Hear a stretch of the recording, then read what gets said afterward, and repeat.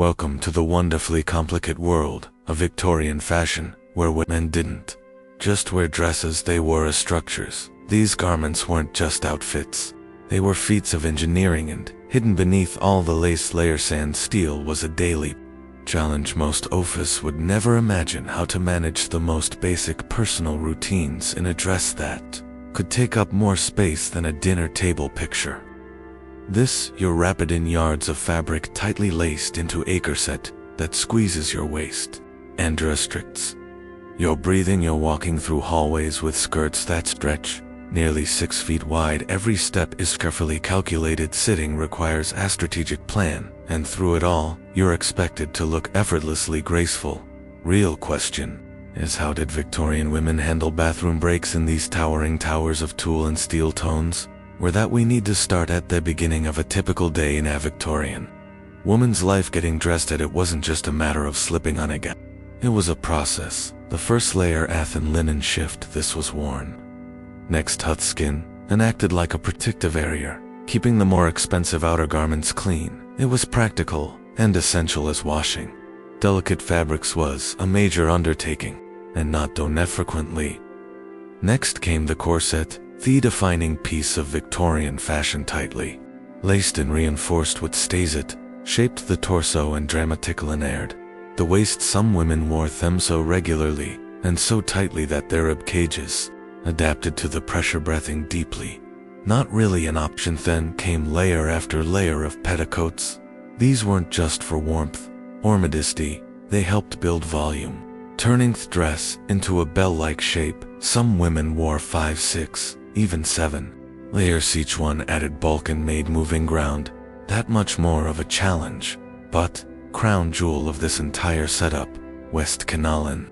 The crinoline was a kind of structure, an actual frame made of steel hoops connected by fabric tapes, worn under the dress to hold it out in that iconic circular shape. At its largest, a crinoline could span up to 6 feet in diameter.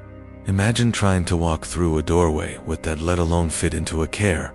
These structures were so expansive that some furniture had to be redesigned just to accommodate them. Chairs with norms, specially widened benches, and extra space at dining tables all came into use to allow women to sit down without collapsing their fashion. Now, imagine wearing all of this day in and day out and trying to deal with regular tasks like using the bathroom. The sheer volume and weight of the garments meant that even simple actions required careful strategy and physical coordination. Victorian women weren't just dressed to impress. They were navigating a constant logistical maze, turning basic needs into complex routines, carried out with patience, grace, and astonishing gold covenants. And this is just the beginning of the story. Victorian women didn't just wear fashion, they inhabited it. Their clothing was so structured and layered that it transformed their entire approach to everyday life, especially hygiene. It came to personal care and hygiene. Using the bathroom wasn't just a task, it was a carefully orchestrated cark. The simplest of human needs had to be managed within a framework of lace, steel, and social expectations, and at the center of it all was a single act that became an unsung hero of daily survival, the chamber pot. But these weren't crude containers tucked under beds.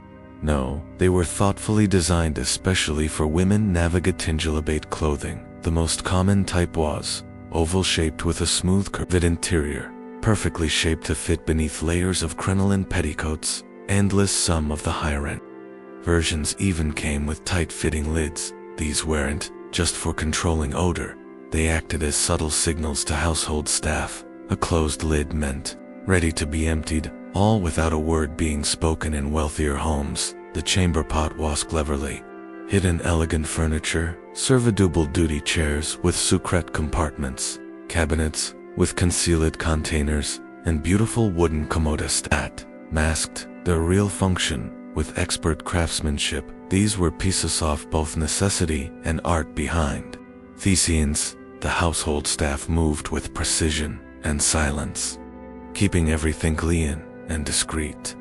Their job required more than efficiency. It called for coordination and absolute discretion. You could think of them as the backstage crew of a very delicate, very refined performance. Now let's talk logistics. A Victorian woman couldn't simply lift up her skirts and be done with it.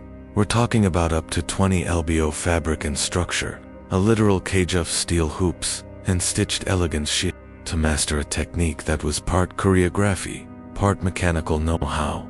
Key was all about positioning. That chamber pot would be carefully placed beneath the layers, and through subtle body adjustments and strategic fabric arrangement, the entire process could be completed without removing a single piece of clothing. No zippers, no buttons, just posture control and an incredible essence of balance. At formal gatherings, things became even more refined. Large homes and ballrooms included retiring rooms, space specifically designed for women to step away and refresh.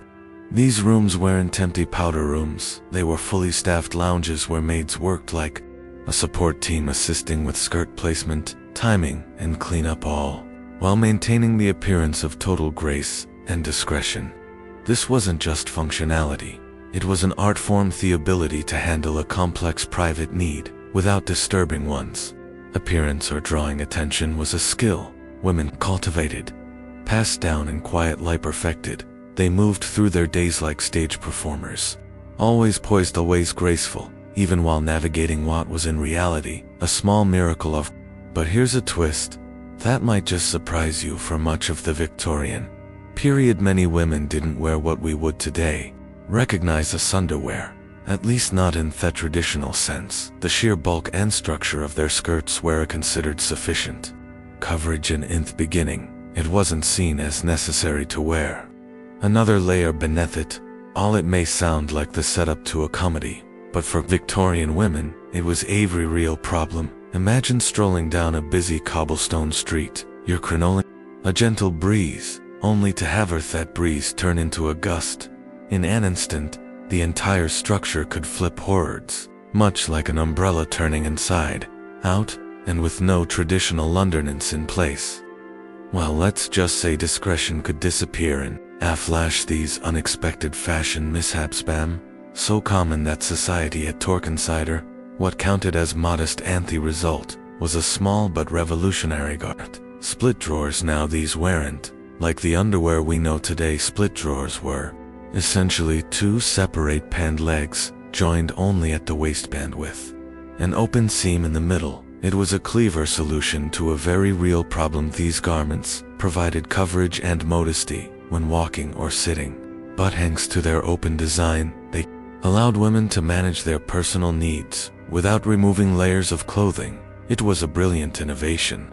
Modesty and practicality rolled into one. With split drawers, Victorian women could retain their layered elegance while navigating the complex routine of using a chamber pot, all with less effort and more confidence. If design caught on quickly, especially among the upper class and those attending formal events where bathroom logistics were even more delicate. But this was only one of many adaptations helped women maintain compulsory mid-layers of fabric, tight corsetry, and public expectation. Managing everyday life in Victorian clothing took more than grace. It took careful planning, excellent communication, and an understanding of one's wardrobe on an architectural level, and all of this was done quietly behind the scenes, as if it were the most natural thing in the world, keeping oneself fresh and hygienic beneath layers of fabric wasn't just about comfort, it was about dignity, especially in a society where appearances mattered almost more than anything. But without the convenience of modern plumbing or disposable products, women had to rely on a range of clever and sometimes surprising methods. Let's start with the basics. Toilet paper, as when it simply wasn't widely available for most of the Victorian era. Instead, people used whatever was practical and nearby.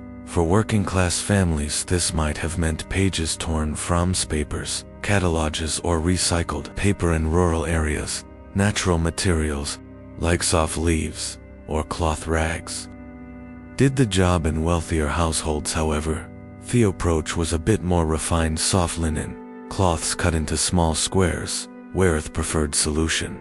These recycled cloths were washed carefully along with household laundry. They offered a more comfortable and luxurious option and were considered a mark of mental etiquette.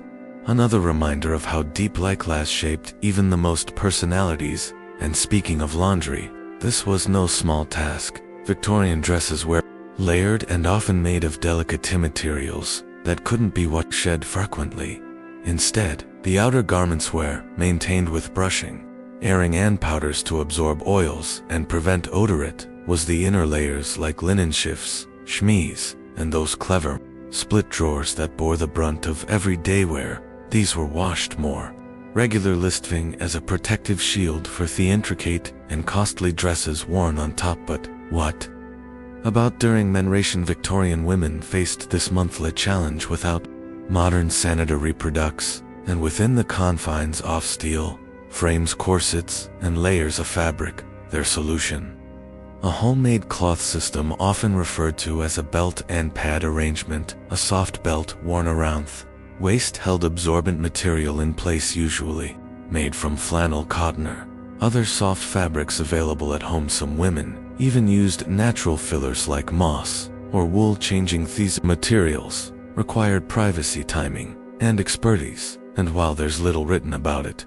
because it was rarely of women often changed their cloths many times a day, it was a discreet routine performed with impressive coordination, often while continuing to fulfill social obligations or household duties. This entire system was built on silent cooperation and technique. Mothers taught daughters, ladies, maids, offered assistants, and entire homes were structured to accommodate these private needs without disturbing the surface ecom of polite society. And still Victorian women carried themselves with elegance and poise, navigating these hidden complexities with a quiet strength that was nothing short of extraordinary.